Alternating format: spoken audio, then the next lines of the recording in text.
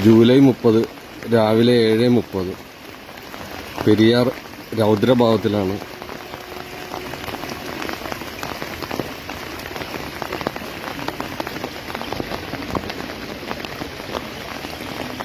പ്രതിമയുടെ പകുതിയിലധികം മുങ്ങിക്കഴിഞ്ഞു.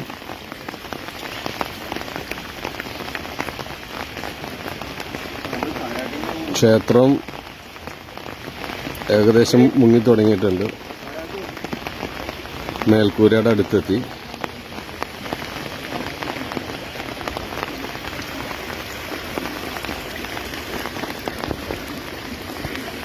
ഇത്ര ശക്തമായ ഒഴുക്കുണ്ടെങ്കിലും ട്രെയിൻ പോകുന്ന പാലത്തിനടിയിൽ കുടുങ്ങിയിരിക്കുന്ന ഒരു മരം അത് ഒഴുകി പോകുന്നില്ല. അപ്പോൾ അത്രയും വലിയ മരമാണ് അവിടെ കുടുങ്ങിയിരിക്കുന്നത്.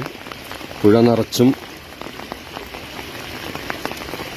മാലിന്യങ്ങളും മറ്റ് മരങ്ങളും എല്ലാമായിട്ട് ഒഴുകിക്കൊണ്ടിരിക്കുകയാണ്. ശ്രദ്ധിക്കേണ്ട ടൈമാണ്. പ്രളയത്തിന് സമാനമായ രീതിയായിട്ടാണ് എനിക്ക് തോന്നുന്നത്. ഈ മഴ ഇങ്ങനെ നിന്നാൽ വലിയ പെട്ടെന്ന് വെള്ളം കയറും.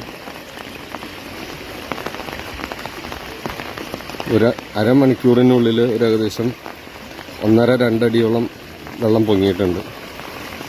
ഇപ്പോഴും വെള്ളം കയറിക്കൊണ്ടിരിക്കുകയാണ്.